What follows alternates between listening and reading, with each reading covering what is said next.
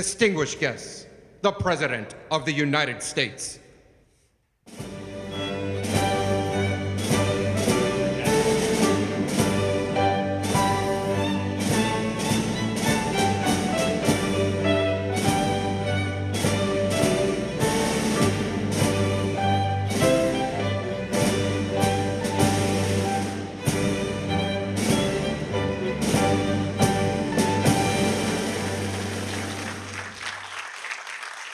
Gentlemen, please have a seat. Thank you.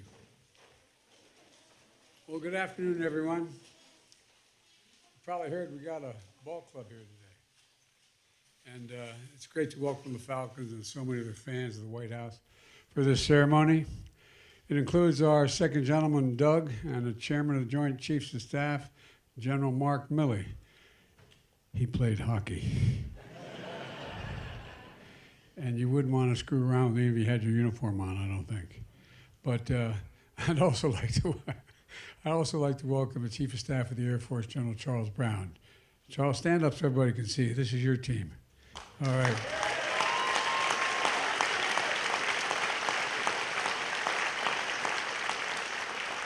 And the Vice Chief of Space Operations, General Davis Thompson. General, stand up so they can see you.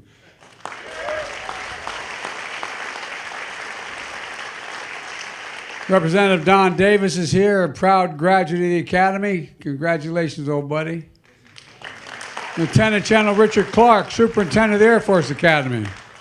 Where is, there you are. Get up there, man.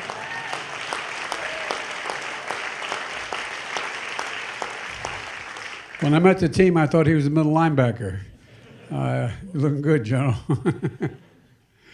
You know, I played a little football growing up in high school. It wasn't bad. In college, I was bad. But I learned so much about teamwork and respect for my coaches, and just like you fellas did. And Coach Calhoun, it's an honor to have you here. It really is an honor to have you here.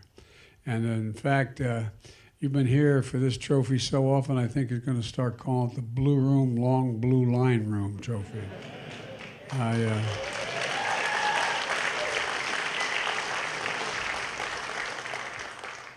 In a few weeks, I'll be headed to your home turf for commencement. You're going to get stuck with me being your commencement speaker. And we're 10 of these cadets behind. We officially become officers of the United States Air Force and Space Force. About 65 years ago, during the first remarks to the first class of the Air Force Academy, President Eisenhower, I wasn't there, no matter what the press says, but President Eisenhower said, and I quote, "The basic soul of what you establish now will live on," end of quote. The basic soul will live on. Well, what is that soul? I believe the soul is the breath, the life, and the essence of who we are. The soul is what makes us us. Simply put, you can't talk about the soul of the nation without talking about our service academies, and I believe that. And you can't talk about the service academy without talking about duty, teamwork, service, and excellence. That's all about you. 5 All-Americans, 15 bowl wins, and now 21 Commander-in-Chief trophies. And I expect you to carry it home, Coach. You see it over there? That's, you know, that trophy's bigger than the Super Bowl trophy. No, it really is. So you may need help carrying it. But at any rate, more than any other academy, with stats like that, you might assume that you'd all end up here today, that it was inevitable.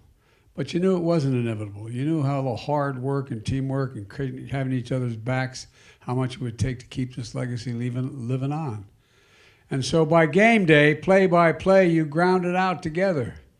You beat Navy, you beat Army, you beat Colorado for good measure. Just letting whose state it really was.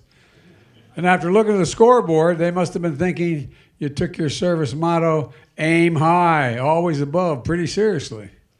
And at home on the road, you also broke record after record. The #1 defensive team in the nation by yards allowed. Pretty darn impressive, man.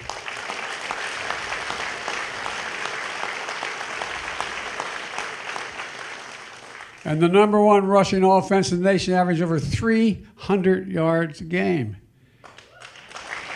As they say in Delaware, you done good, kid. That's pretty impressive, 300 yards a game. And how about the fullback and co-captain Brad Roberts, who became the first ever to win the national rushing title? Congratulations, buddy.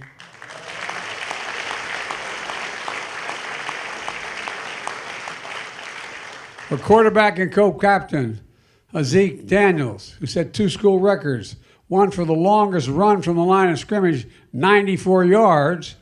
As a quarterback, he must have been really chasing you, man. And the second, the longest completed pass, 92 yards. That ain't bad.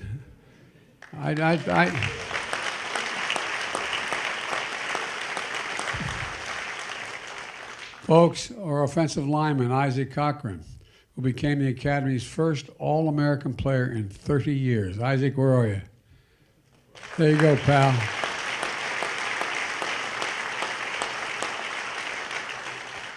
And Isaac, if I say anything you don't like, let me know ahead of time, will you? Congratulations, buddy. That's incredible. And on top of all this, you defeated the Baylor Bears in the Armed Forces Bowl. The coldest bowl game ever, just 11 degrees. I don't know how y'all set that up, but you did it well. Or as you call it in Colorado Springs, a balmy spring day. You had all those wins while drilling, training, and serving day in and day out at the Academy as cadets. After every game, you hung up your uniform, and you immediately put on another one representing your nation, the United States of America. Simply put, you've not only carried on the Academy's football traditions, you've stepped up to join a long line of American service members, each a link in a chain of honor, each one. And you know that when you do become officers, that is the team that matters most. You continue to have each other's backs. An Air Force team, a Space Force team. Together you represent the very best of who we are as Americans, and that's not hyperbole. Your school motto, if I take a little liberty with it, you put integrity first, service before self, and excellence in all you do, That's not only your school motto, it's who you are. It's who you are. Proud not only to have achieved, but all that you can do if you continue to work together. That's who you are. That is why you're the soul. Like President Eisenhower said all those years ago, that soul will now live on another generation thanks to you and all our brave service members and their families. So as your Commander-in-Chief, it's my honor to award you the Commander-in-Chief's Trophy. As I said, Coach, why don't you show people how you can pick it up, hold it over your head for a while? And I said, it's bigger than a Super Bowl trophy. It's pretty incredible, isn't it? I know it's not the first time you've seen it. So congratulations. And one more thing, let's fly. Let's fly.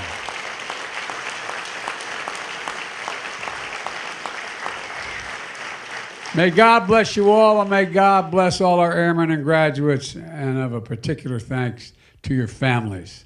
And now I'm going to hand this over to Coach Calhoun to say a few words. Coach, you can use either mic. Congratulations.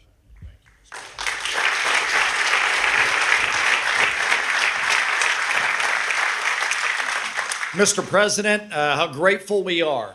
And it's all of us. I mean, truly, the remarkable leadership of our superintendent, his wife, Lieutenant General Rich Clark, and Amy, the fantastic standard that they set there at the Academy, their inspiration, their principles, their discipline, but most of all, just their day in, day out commitment to our young men and young women there at the United States Air Force Academy. On behalf of our athletic director, Mr. Nathan Pine, and the entire United States Air Force Academy, how fortunate we are to have great support, not only in here within the confines of Washington, D.C., but throughout our nation. And unequivocally, we already have 10 that have graduated that are out doing splendid things in both our Air and our Space Force.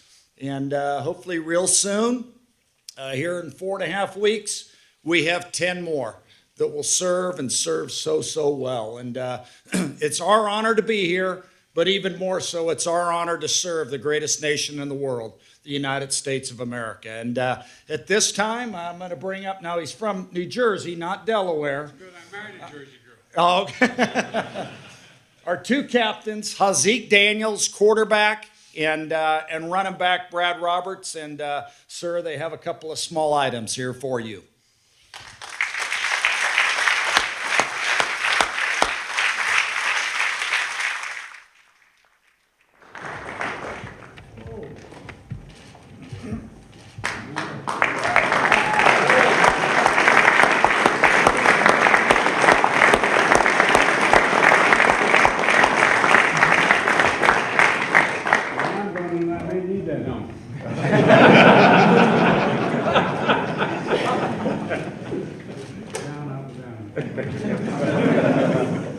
Thank you very much. What a great honor. I appreciate it very much. Thank you.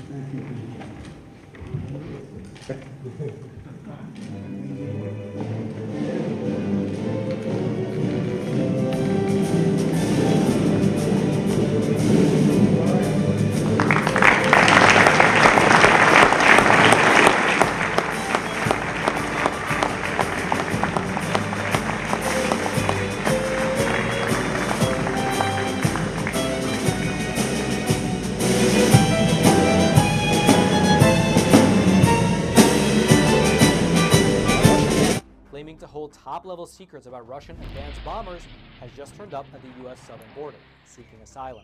The man claims to have been an engineer at a production facility over in the city of Kazan, and he says that he possesses top-secret information about the White Swan Tu-160, which is the most advanced bomber in the Russian arsenal. U.S. border officials, they interviewed the man, and they determined that his story was in fact credible and eventually passed him off to the FBI, who are still in the process of interrogating him right now. However, analysts have pointed out that the fact that the story was even leaked to the public is an indication that perhaps the American government is encouraging other Russians who also hold top-level secrets to also escape to America. And if you thought that was interesting, well then you should click on that button below this video and check out Epic TV, one of the best no-censorship video platforms on the internet.